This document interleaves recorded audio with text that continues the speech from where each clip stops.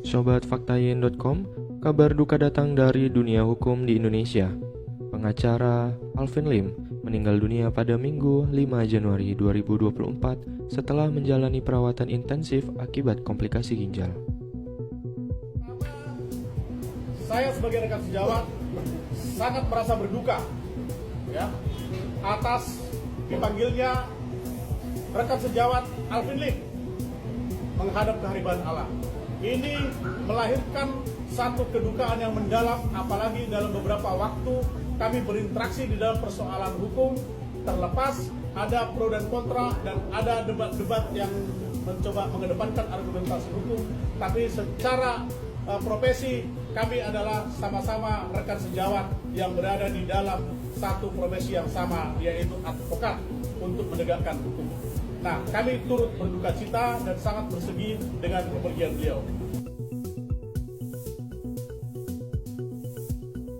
Almarhum diketahui mengidap gagal ginjal kronis stadium 5. Hal ini sempat diungkapkan oleh sang istri, Pio Ruci, yang menjelaskan bahwa Alvin juga mengalami gagal jantung dan paru-paru berisi cairan. Nama Alvin Lim mencuat dalam perselisihan terkait dana donasi antara kliennya, yakni Agus Salim dengan Pratiwi Novianti atau yang dikenal sebagai Teh Novi. Perselisihan bermula setelah Agus menerima donasi sebesar 1,5 miliar rupiah yang dikumpulkan oleh Teh Novi melalui yayasannya. Namun, terjadi konflik setelah Agus diduga menggunakan dana tersebut untuk keperluan pribadi, termasuk melunasi utang keluarga, yang memicu kontroversi di kalangan publik dan Teh Novi.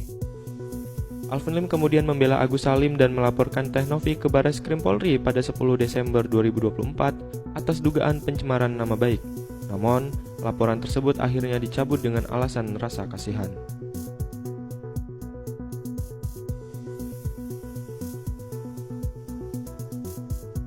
Dia berani membela secara konfrontatif. Jadi dia nggak pandang bulu kepada siapa saja. Dia siap membawa kebenaran dimanapun dia berada. Jadi memang Alvin Lim ini figur yang luar biasa sebagai pengacara. Banyak hal-hal yang bisa kita petik pelajaran dari apa yang sudah dia lakukan selama ini. Jadi ya memang begitulah sikap dia yang selalu konfrontatif. Tapi di luar itu dia punya naluri membela orang kecilnya itu tetap ada. Jadi sama-sama kita berdoa semoga dilancarkan dia di dalam umurnya dan diterima di sisi Tuhan Yang Maha Esa. Saya mau menambahkan persoalan tentang dari sejak awal memang dari kuasa Agus ini berbicara bahwa dana ini dana Agus ya. Perdamaian yang kita usung beberapa kali ini tidak pernah bisa tercapai. Karena apa? Karena dia ngotot bahwa ini adalah milik Agus.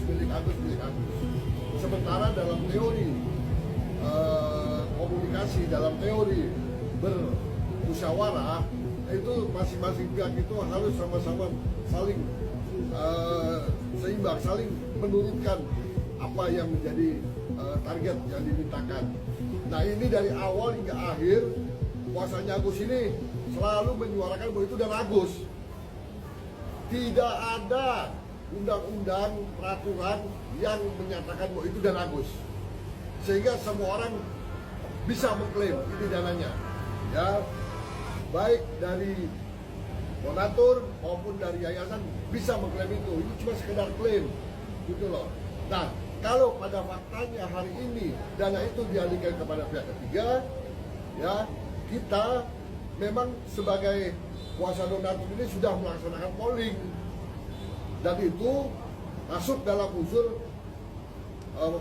sesuai yang ada di dalam polling, gitu loh. Namun demikian, bagaimana sikap kita ke depan, memang antara para kuasa hukum di internal donatur ini belum ada komunikasi, karena ini kan masih masa liburan.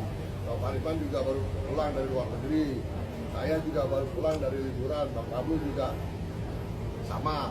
Jadi mungkin nanti akan ada satu flashcon tentang bagaimana sikap kuasa donatur mengambil langkah selanjutnya ke depan. Ya, jadi itu yang perlu saya tambahkan dari pembicara kita hari ini. Mungkin ada lagi yang lain? Cukup? Cukup? Aman. Cukup ya? Aman, oke. Oke. Thank you, Bang.